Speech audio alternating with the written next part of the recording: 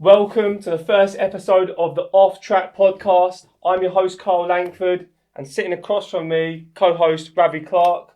Today, we're going to be covering the London Diamond League, all things London Diamond League. And guess what? Josh Kerr brought the world record back to the UK for the mile. So back in our grasp, that's what we love to see. He absolutely obliterated it, didn't he? Oh, it looked good. But we'll cover that. We'll cover it. First thing I wanted to ask you, Rav, is London Diamond League now the best non-championship competition in the world? I think, to be honest with you, it is. I was up there on Saturday, wasn't it? Yeah. And just the whole day as a whole, take the athletics out of it, the whole day as a whole, it's just such an experience going up there. I think outside of championship racing, the amount of people that were there, compare it to, I don't know, when you look at Rome Diamond League or some of the other ones where you see massive empty stands. I mean, pretty much, I think it was a sellout. Pretty much every seat was full on Saturday. And what was it, 60k stadium? 60,000 stadium. And I don't think, I mean, you look at Paris is good. They fill it out. Monaco, they always fill it out.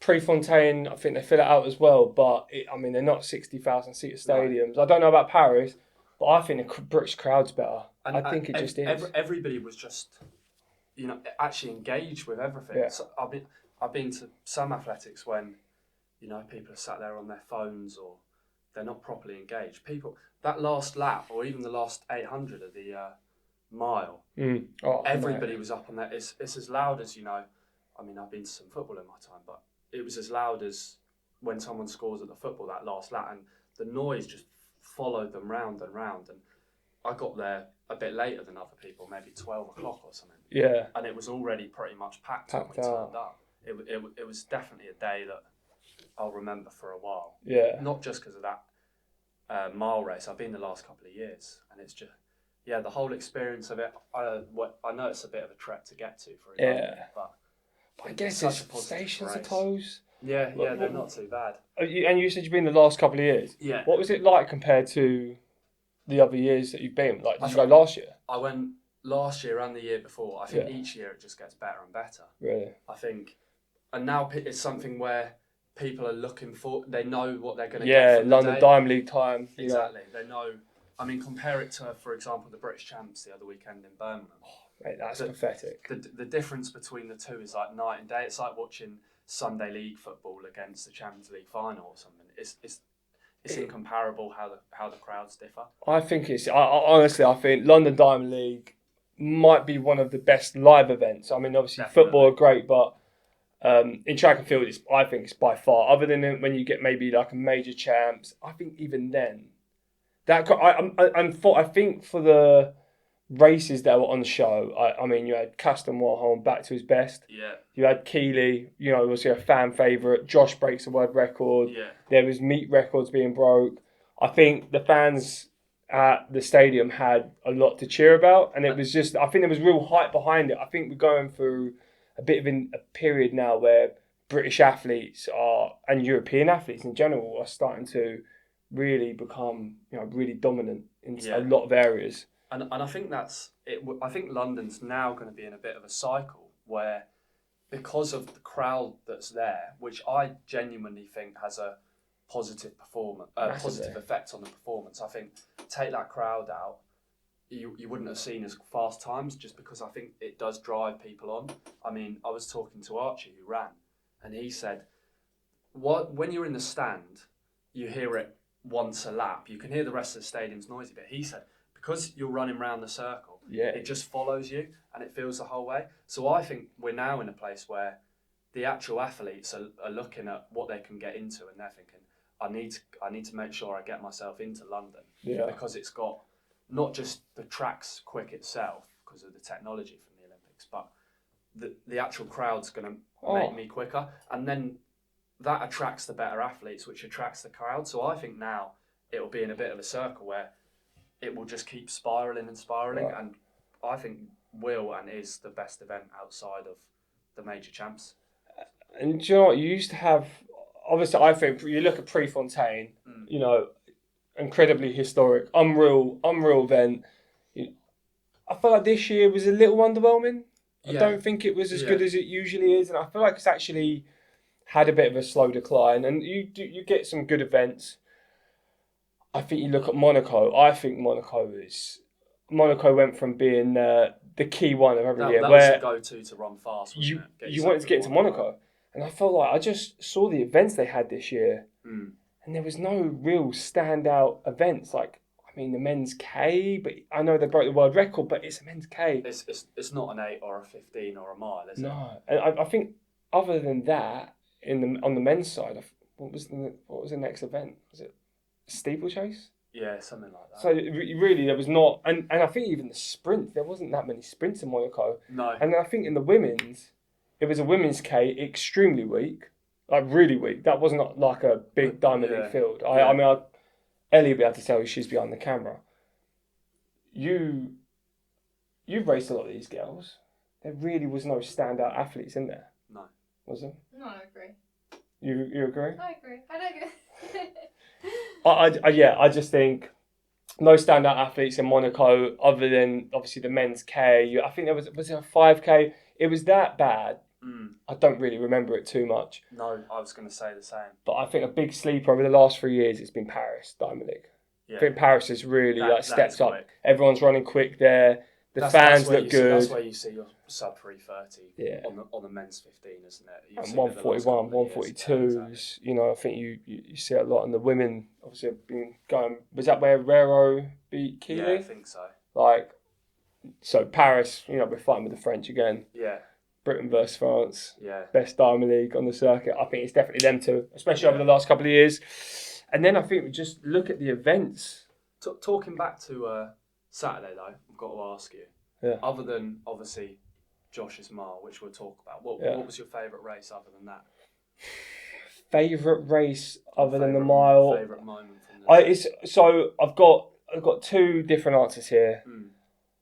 I think the women's 4, in a non-biased way, the women's 4, if I'm not being biased, the women's 4 was probably my favourite. I think, was it Polinia? Yeah. Honestly, when she turned on the burners, I mean, you ain't catching her. She's so quick. But on the bias side, you know, I had my mate was my old training partner, Brandon Miller, absolutely destroying the men's 8. What a run. And that is one of the strongest fields you could assemble in the world. I think, Wanyoma, Olympic champion. Exactly. What is he, second fastest 8 runner ever? Maybe Wilson Kikita. It's stacked with 141, 142, 140.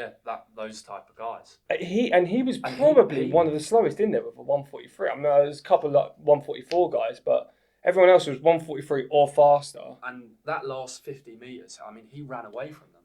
And he swung wide on that bend. I mean, like I say, I've trained with the guy. Yeah. Not surprised.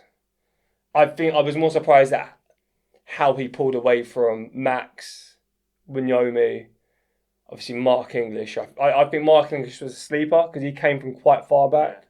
But he's been winning races this year still. Mate, what is he, 33 years old? The fact that he's getting better and better, I mean, I think at 29, probably, you know, wasn't running that great. You know, you had a couple of bad years. He was a 144, 145 guy. You know, float around there. Maybe you might have one good performance, and then now he's one of the most consistent and best men 800 meter runners in the world at the moment. I mean, it's just PB him national record after national record for the last 2-3 years since he's been with Rinaldi. Yeah. With Rinaldi, he's worked a lot of magic. I mean, you look what he's done with like the Hoeys. Josh Hoey, obviously going from a 146, 147 guy to 142. Was it? Maybe did he dip in 141? He might have done. It might have been 142 flat. Well, 142 indoors as well, right? That's quick. He broke the world record indoors. That's quick. Then he broke the 600. Did he break the 600 world record indoors as well? Yeah, I think he did. Done. Yeah. Give me some insight then, Carl. You trained with Brandon Miller. You trained with him for a few years when you was at Brooks Beast.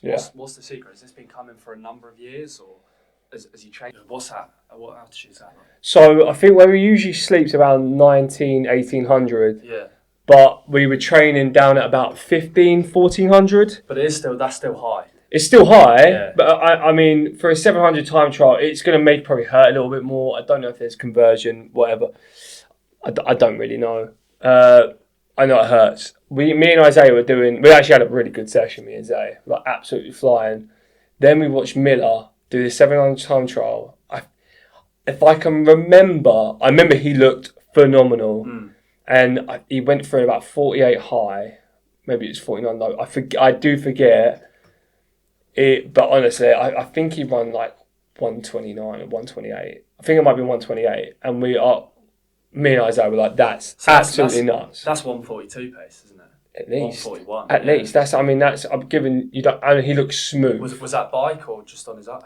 No, by himself. No bike, no training partner. Just we were all training. Danny was like just silly. 700 metre time trial, and he absolutely just flew, and he's so smooth. And it's funny. I love you, Miller, because I know he's going to watch this because he's a top boy. He's very small. Right. He's very small. And I think you look at the rest of the 8 guys, all tall, lanky, but he's so powerful. He's just got such a nice. I don't know. There's something about him where I just go, doesn't fit the usual one. I guess you've got Benjamin Robert, the French guy. He wasn't massively big, but yeah, I think Miller just so talented. And he's just smooth as well, isn't he? I watched him in that last 100, and he just is that a word? Glided. Yeah, glided. Obliterated. Yeah, exactly. But he did obliterate them in that last 100. And I think just where you pull away from Wanyomi like that. I mean, Max Bergen did it a little bit early on in the season. Didn't really. That was different. That was a different level of. I mean, you would have thought that was him racing like a maybe 145 guy, because a decent 140 college kid. Exactly. He made the Olympic one of the fastest 800 meter runners ever look like a decent level pro, like elite. But yeah, I think Miller. I would not be surprised this year if Miller ends up. I'm actually quite annoyed there's no Olympics or Worlds this year. Can he compete next year? It's the Worlds next year, isn't it? Yeah, he can compete for a medal there or the title. I think he'll win it. Yeah. I wouldn't be surprised if he'll win the USA's this weekend. USA champs. He'll win that. I think he's going to make that look. I think you look at the US champs 800. Bryce Hoppel's not really firing. I don't know if he's had some injuries. He's struggling a little bit. What about him versus that Lukenhaus? He's been running well. But he hasn't been running recently, right? Is he just prepping for US champs? I don't know. I'm not sure. I've not seen him race. Hopefully not. He's not hurt himself, but yeah, that's gonna be that. I think that might be one of the big races of the weekend. Yeah. And then I think next sticking onto a Brooks Beast, you look at the big man on the hat. Another one of the beasts. Made all the headlines over the weekend. Silly race that was. It made headlines outside of the track and field world. Like, I had people at work asking me. Well, that's the same. Josh. I had a lot of my mates from school and from football messaging me and going, have you seen this guy's just run 3:42? And they don't watch any athletics. They don't know anything about athletics. And they're seeing it on the telly and whatever. I think it just shows kind of the level of achievement that people that don't normally listen or watch athletics are paying attention to what is one of the biggest achievements I think ever in athletics. When you look at just the splits that he ran, like to go through in a British record through 1,500 metres. What was it 3:27? 3:27 mid or something like that, I think, which is his own PB. And then to stick 109 metres on the end of it, I think is just remarkable.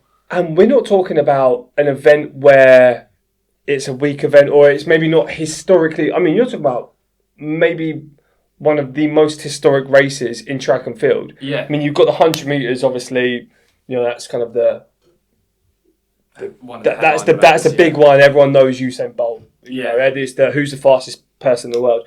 But I mean, next to that, you've got to look at the mile as being, massive, and it's had really good British heritage. I mean, you have Bannister, Cram had it for a bit, did he? Cram, Co. You look at all the Ovett running unreal miles.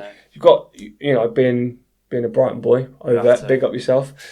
But now you just look at the history of the mile, and I mean you look at like everyone who's ever broken the mile world record. Predominantly, it's been with a Brit. Obviously, El Garoud just had that for a long time now. Was it 20-something years? 99 was it? He said. So what's that? 27 years. Yeah, 27 years. Must be something like that. So yeah, El Garoud had it for a long time, and that looked like one that there was people knocking on the door. Nagoose got close. Nagoose got close, but not. But Josh is an animal. I mean, Josh. Talk to me about him in training or on camp or something. He is just an animal. He is. If you want an athlete, and you want, I'm coaching now. If you want an athlete as a coach, the mindset, the sacrifice, I think Josh is your model. I mean, and the thing with Josh as well is even early season, we still go out and have a bit of fun, and he's not. But when it comes down to really focusing in, losing weight, making sure he's he looked fueled. I don't know when he took his, he basically ripped his speed to like Hulk, and he just looked. I had to cover Ellie's eyes. Yeah, exactly. Steal your wife and the world record. Oh, don't. But honestly, that run was immense. And do you know what? I think the biggest thing, and a lot of people spoke about it, is Project 222. He's been talking about he that. Put his balls on the line. What was it, February, March time? Yeah. Bearing in mind his last race was the World Champs. Well, for a 15, right? Yeah. He's raced a couple of early season 8s. But like in February, his last race was what did he do? Tear his calf. Yeah. Oh yeah, yeah. I remember that. And then to come out in, I forgot about that. Did he race indoor? He won the indoor title. Was that this year? But 4 months, 5 months out. Yeah. To say, oh yeah, I'm going to break the world record. Statement. That is a serious statement. It's a statement. I think he's bringing, love him or hate him, I know he's doing it for a reason. Yes, Josh, being around him and training with him, yeah, he pushes people's buttons. What about that outfit the day before? Did you see that? It was like double creamy beige. It wouldn't be something that I'd personally wear out of the house. I wasn't the biggest fan. I think the slick back hair from Josh as well. I'd tell him to his face. Sorry, Jeffrey Dahmer. I probably wouldn't say that because I've not got the world record. Well, that's the thing is, if you said that to Josh, he's going to give it straight back to you. So sometimes I'll probably think, he argued with, he was always teasing people, and not like in a friendly way. Like him and Henry were like the Chuckle brothers, just arguing.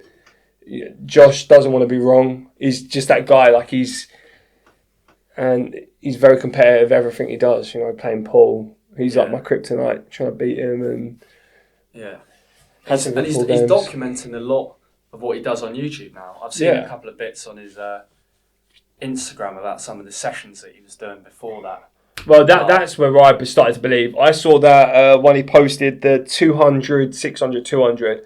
I saw that last 2 sets were just stupid quick. Was it 25, 119, 25? Something like that on the last set. Was it 4 sets of it? Yeah. Mate, it's pretty nuts. I think it was 5 sets actually. 5. Because it was 4K's worth of work. Yeah. So 4 sets of 200, 600, 200. Working down to that as a last set. 119, you talk about 145, 146 pace for an 8. If I go through in a 145. I know if I'm going through in 119, I've got a good chance of going 145. So that's the pace he's going for a last set with. When he's got 3K in his legs he's already popping out at 25s. Pace. That indicates that we know he's in the shape to beat it. Where do you think he can?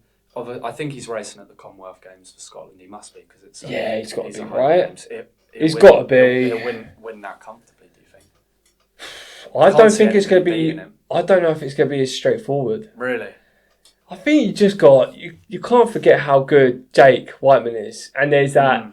They are good friends, but there's, whether it's subconsciously, you're going to have a bit of a rivalry there. They both want to be the one to win it in Glasgow, don't they? They want to be the ones to take home the bragging rights. And Josh is, he tore his calf in that world champs race last year, and Jake went on to, was it silver medal, bronze medal, second.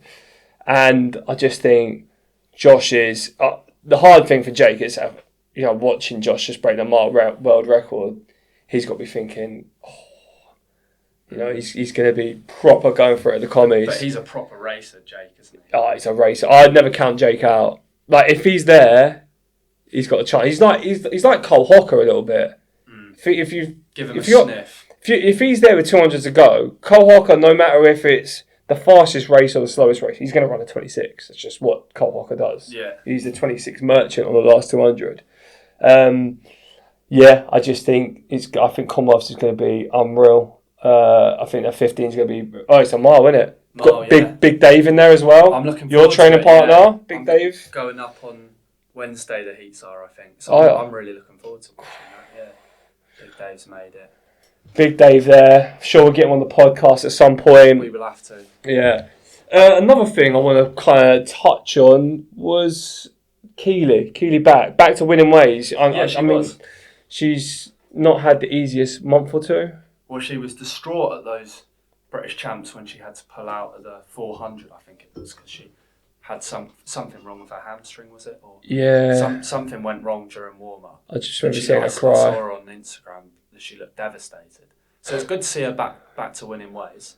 Yeah, I feel like, unfortunately for Keely, that she is, a lot of the time, she is the centre of attention. She's Britain. Yeah. She's Britain's star girl, and unfortunately, whatever she does, if she's always going to be kind of in the limelight, and unfortunately, she hurts something, it's going to be on camera. Yeah. I think I think some people are a bit annoyed that it was taken away from the actual 400, but that's not really like Keely's fault, is it? No, you can't help that she's hurt herself. Well, if anything, you want people to be in like that. I think that's a good thing that there's a spotlight on the best runners in the world. You want there to be like the highs and lows. You want that's only going to grow the sport. Exactly. Yeah, you want the emotional. You want the emotion in there, and it's not just purely athletic. You want to see character behind it. That makes it more special when she runs well. Yeah, like she did at London. Yeah. And the first time she's raced Femke Bowl. Is that really? Over 800. Really? It's the first time they've raced. And people were saying, will Femke Bowl beat Keely? I didn't think that was going to happen.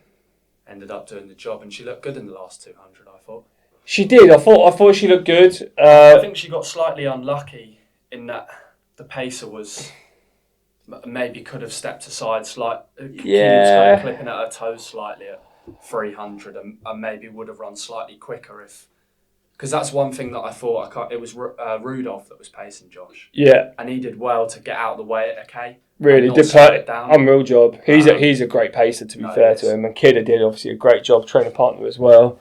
He did a good job for Josh. So I thought Keely got slightly unlucky there, but she looked strong back to winning ways. Yeah.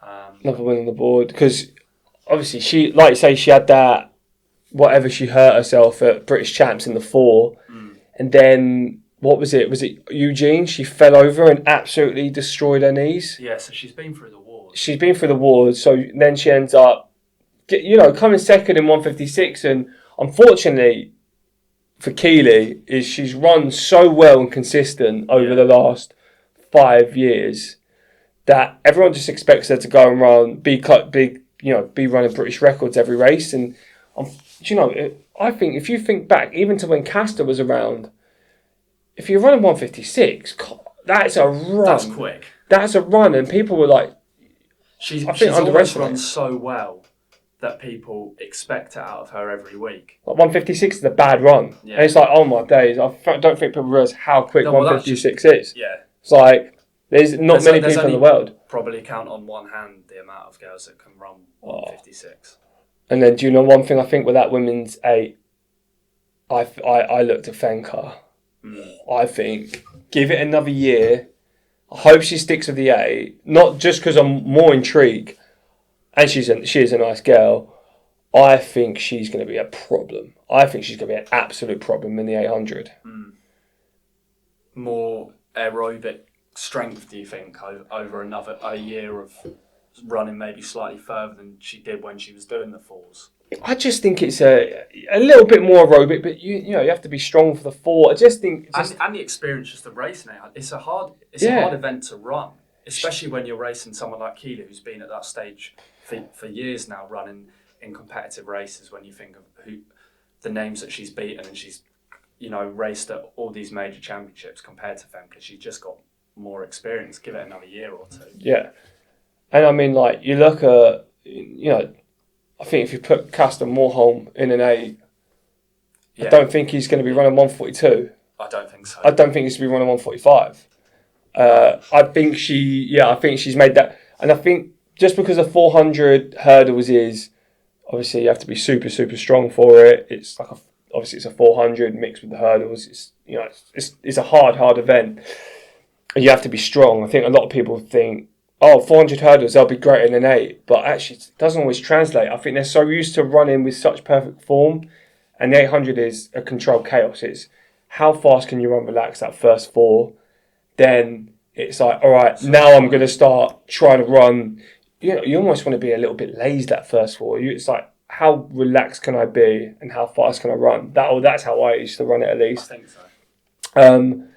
Fenka, I think she's really, really smooth through 4. I think she could just relax a little bit. She does look a little bit robotic, and I think she just needs to relax a bit. You watch Keely, she's got a beautiful style, but she's naturally very smooth, but it's very effortless. She knows if she starts trying to run perfect. If you try and run 400 form for an 8, you're going to get tired by the time. Your hips are going to be in your hamstrings. Going to start building lactic early. I think Fenka's going to be, I think, another year learning to run the 8 stronger. I think she's going to be an absolute problem. Shame not to see Georgia Bell race at the weekend. Yeah. I don't think it was anything. It was more of a illness, no? Yeah, illness. Hopefully it's nothing too bad. She's back racing soon. Yeah. Commies with Georgia Bell. I think she's... Yeah, hopefully she's back for that, and I think the commies are going to be a good race to watch, really. I think just all over the board. Yeah, I'm looking forward to them. Yeah. No, I think that's London Diamond League, pretty much. I mean, there was other stuff. You had Alfred in the 200. She ran well. Obviously, Castor Moorholm back to his best after not being great. Strong. He ran really well. So there was just good performances all round. Enjoyable day overall, I'd say. Good battle between Amy Hunt and Dina. Yeah, that was good to watch. Bit more of a Dina fan. Amy Hunt doesn't really... I quite like Amy Hunt. Something annoys me. Really? Yeah, I don't know why. Controversial take, cancelled. I think we'll leave that. Moving on though, Carl. Yep. We're going to do a bit of a runner's corner opinion section slightly, talking about different training methods.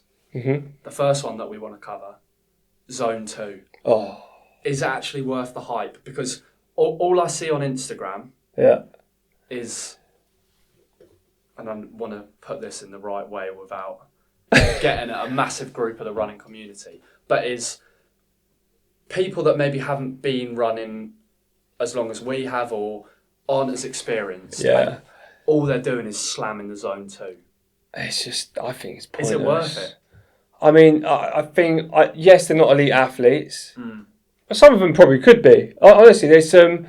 I think you look at the general runner, park runner, I think running influencers has become really big, and everyone's trying to go onto this sciencey Zone 2 from these run influencers that are starting to put it out to people. And I just think, you're running too hard on your...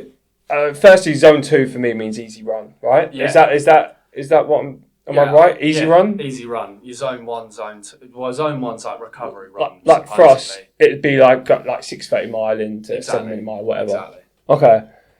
I mean, it's a supplement to training. You need the strength, but ultimately, I ain't going to get fit from... I don't know about when you were training, but in between, I'd have my session days. Yeah, very important. And in between that, I'd just go off and jog.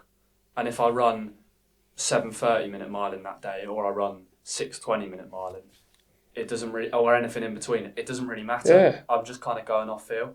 I think too much people are kind of, focused on what's my exact pace, and I don't think I think if you're running zone 1 or 2, if you're able to talk when you're easy running, you're easy. Yeah. If you're not able to talk, you're a bit steadier. You may be zone 3. It's like, all right, do you want to get better, or do you just want to just do it, keep a little fit? Are you training for a half marathon? Are you training to try and run a better 5K park run or a half marathon PB? I think everyone just gets so stuck on, scientifically, this is going to make me better. It's like, no, you're going to be more consistent. You'll get a little bit better, but you're wasting so much more potential. I mean, go do some session days. There's, I think there's a lot more to be gained from trying to refine your sessions and make sure you're running, your threshold actually in zone. Because plenty of people will try and get their zone 2 right, but then will be running their threshold way too hard, or your tempo, whatever you want to call it. Yeah. And that's where the actual benefit, I think, lies, is running that on pace.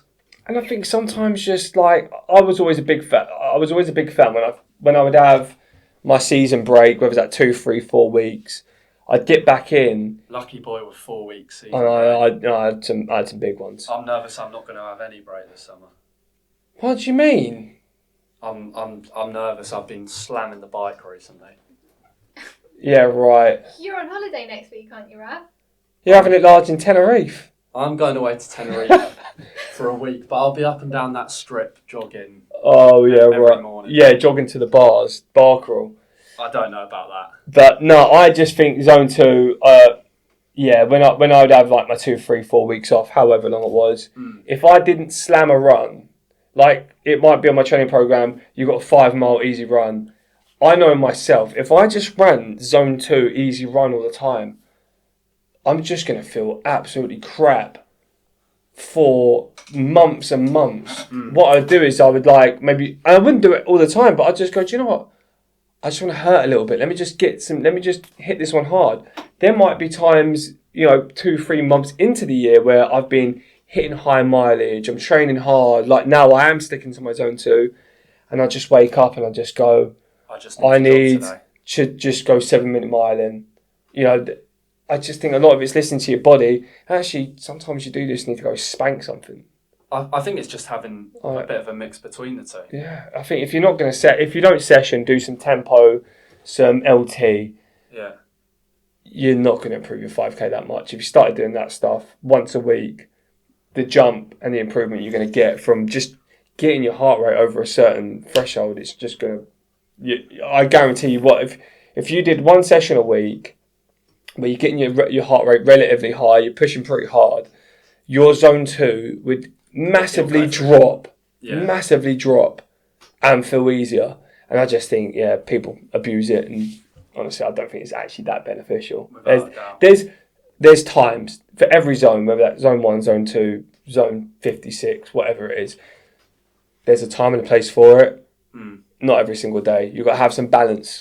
Balance in your diet, balance in your running. Exactly. That's the section that we want to do moving more forward, is give us your myths, give us your training methods, controversial or not, and we'll kind of unpick them a bit and give our very educated opinions on it. Very educated. We'll do our best. You know me, I don't mind a bit of controversy. We'll do our best too. See, look, sometimes you need to keep it balanced, sometimes you need a little bit of controversy in there. We don't mind a bit of controversy. Just sometimes.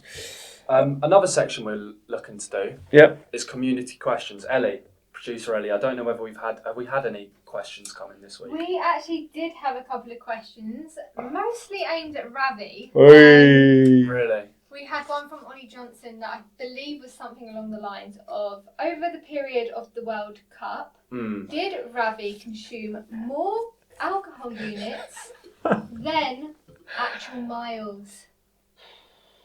It's a tough one to answer. Or more pints than miles. What one was it, Is Joel going to be listening to this? I don't know whether he will be, but he know. I've had a hip injury the last few weeks, so if you had to ask me miles versus pints, the answer would be pints. But if you were to ask me miles on the cross trainer versus pints, it would probably still be pints. Yeah.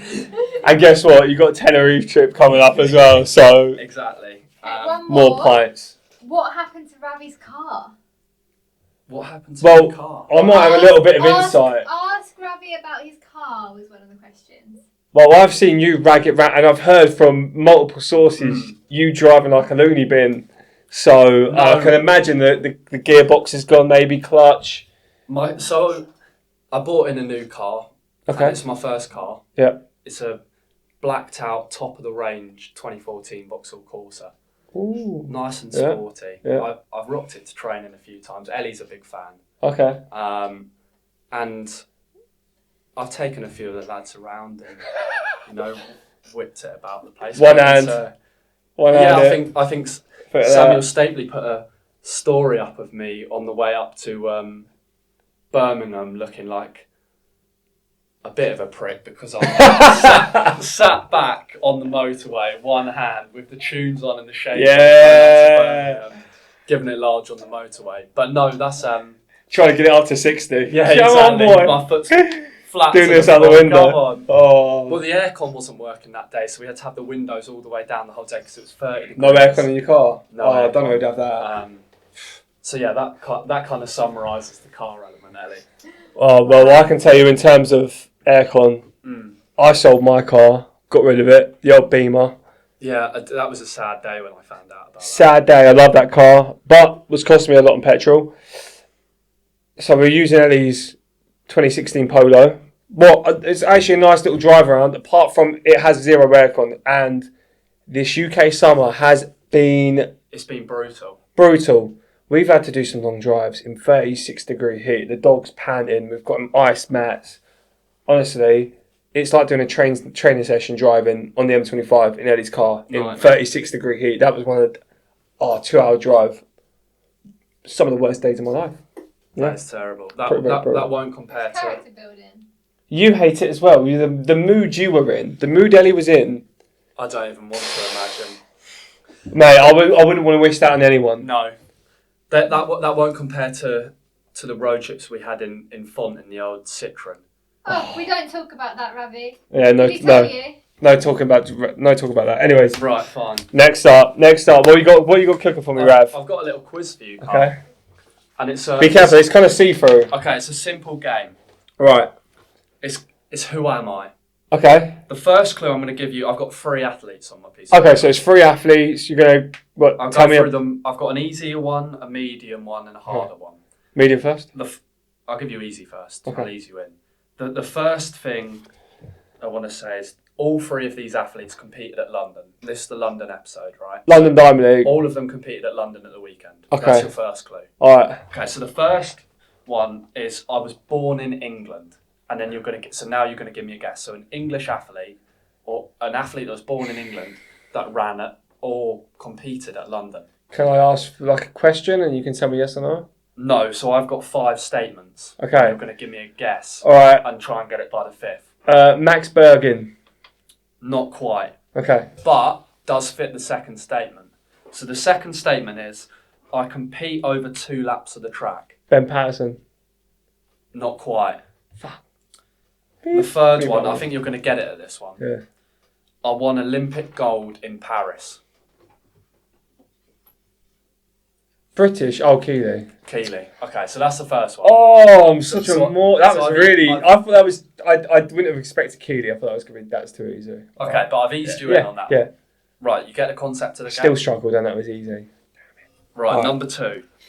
This is medium difficulty. Okay. I come from Scandinavia. Right. You going to give a guess? Custom Do you know- Warholm. Warholm. You got it first try. I was going to say that is Come on! impressive. Let's go! What I was going to ask is, do you know where Scandinavia is? Yes. Because I thought that could be Norway, Finland. Don't give them a geography map. Yeah. Okay, right. You ready for the harder one? All right. First try. These clues are slightly harder, and we've got another geography term in here. Okay. So the first statement: I compete for a nation in the southern hemisphere. Yeah. So that's quite broad. That could be South America. That could be Africa. Wyoming. No. Okay. My main events are between 1,500 metres. Yeah. And the 5,000 metres. Oh. Western Hemisphere. No, southern hemisphere. Western Hemisphere? How's that work? Southern Hemisphere. 1500 to 5k. Yeah. Oh man, I'm not great with. This is testing your knowledge now, isn't it? Oh, my ball knowledge ain't great for track and field. I've got like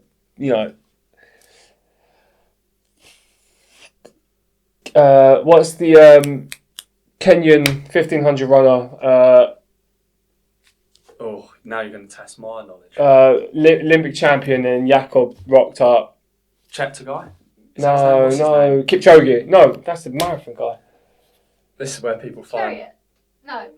Timothy Tim Chariot. Chariot. Yeah, Ellie, baby. Timo. And she's got no ball knowledge. She's got zero track knowledge at all. Unfortunately, Ellie, it's not Timo. Okay. Number 3. Yeah. I've won medal. So I compete for a nation in the Southern Hemisphere. Yeah. My main events are 1500 metres and 5000 metres. Yeah. And I've won medals at both the Olympics and World Championships. Could be Australian. Could be.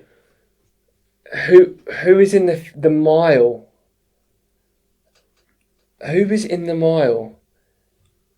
It's not the mile because it's not the mile because you've got Jakob, Josh, who have won Olympics and a World Champs medal. Cole. Could be female. Could be. Jeez, How's my only brain? It's not thinking in me about considering the that. men. It's because I'm looking at Ravi. It's the opposite of a female, isn't it? Yeah. I'll take that. Okay. Women's 800. Oh no, 1500. Oh no. There was no women's 1500. Because remember, they ran at. Okay, They so ran at it could be a London. 3k. Women's 3k. I know Hannah Nuttall in there. Is she Southern Hemisphere? No, that's I'm saying that's as much as I know in the women's 3k. Okay. Wait, give me another guess. Because that weren't my guess. That was just a statement. No, I can't. Okay, do you want the 4th clue? 4th clue. I'm waiting for it. I hold multiple national records. I know who. Jess Hull. Jessica Hull. Yeah, Come I on! knew this about 4. Ellie, Come on! Ellie knew that She after absolutely- the first one. She absolutely blitzed the 3k. She absolutely Yeah. crushed them. Megan Keith, she was brave and took things in, but Yeah. Jess Hull just sat in the pack, reeled her in, Yeah. and then looked really strong in the last 600 metres. Yeah, for she has just looked really good. I don't know, what would she be racing in the commies? She might double up, you know. Will she go? She could just double up. Yeah, probably. Both. I think she's good enough. Commies, they do it over a long enough period where, she could definitely double up in the 50. Or is it a women's mile as well? Or is it women's 15? Mile. It is Mile. mile too. It's women's a mile. I mile. feel like 5. Jamie on Joe Rogan's podcast. Yeah, you are. Yeah, there you go. Right, so that's the game time done. Yeah, Each week I'm going to come up with different ways to test your track and field knowledge. yeah. I've got some Ideas in the pipeline. serious Okay. ideas for some quizzes that we can do. So let me, because I've already maybe forgotten. First one, Keeley. Keeley, Warholm. Second, and then Jess Hull. Okay. Yeah, I like that. That was fun. I mean, I wish I did better for the. Well, you've got them all within 5. Yeah. And that was the aim of the game. Yeah. I was thinking that would be quite an easy start. I think it's going to get a lot harder for you from there. All right. So we've done Ravi's game time. Ravi's game time. Ravi's game time. What was that? Guess the athlete. Yeah, guess the athlete. That was fun. That was. I did get a little bit of help from you guys. I feel like you. Next week, I'm going to have to tell Ellie to leave the room, I think, for the game time, because I think she was helping out a little bit too much. Well, no way did I think Ellie would be any good at that because she's terrible track knowledge. But yeah, no, I think we've done a fairly long episode here. So I think it's time to bring it to a close. So thanks for listening to the podcast. First episode. We are going to try and make these consistent. So we'll probably let you know how consistent we're thinking, whether it's weekly, bi-weekly. We're going to have a little think about it. Next one's likely to be debrief after the commies. Debrief after a comment. So the plan for the podcast is we'll rotate week by week. So we're going to have this almost is like the news roundup, and then we're going to try and get a guest on news roundup. There might be an emergency news roundup. You know, we don't know what's going on. Let's, you know, try and maybe get some emergencies in there. You know, like oh my God, Ellie just broke the world record for the women's 600 meters. Let's get on the podcast. I don't know if it would be for the 600 metres, but anyway. Ellie broke the world record for the women's K. Let's get on the podcast. And discuss it. And talk about Ellie breaking the 1K. 1K world record. No. So, yeah, that's pretty much, that'll be how we do these podcasts. Hopefully, this wasn't too bad on our part. Couple of technical difficulties. Going to try and... we do our best, don't we? We do our best, and like I say, we have really... I mean, camera overheated. Need a new camera, because that's Ellie's photography camera. So, if anyone wants to sponsor us, a camera, highly appreciated. Ellie's SD card, extremely full. Couldn't use one of the DJIs. So, now our DJI is our main camera. We've got 2 iPhones on the go. So production will increase. It will get better. But no, thanks for watching. Make sure follow Rav Instagram. Carl's Instagram. We'll get Philip to put it here. Follow the Off Track. Remember as well. Send in some submissions for some questions. Yeah, what do you want to know? What do you want to know? Anything. It can be about life. It can be about track and field. It could even be about other sports, and maybe you have some sort of quiz you want us to do, and we can do it together. It might be rank your top 5 favourite sports. Yeah. Head to head. I don't know how the head to head would work for that. But anyways, add what you want in. Make sure you go subscribe on the Off Track YouTube channel. Follow us on Instagram. Give us a like. The support will massively help us be able to hopefully afford more camera equipment and make production better. And get Ellie a new SD card. Because she might have broke it. Anyways, over and out. Cheers. See you in the next one. Bye. Nice one, Carl. Boom.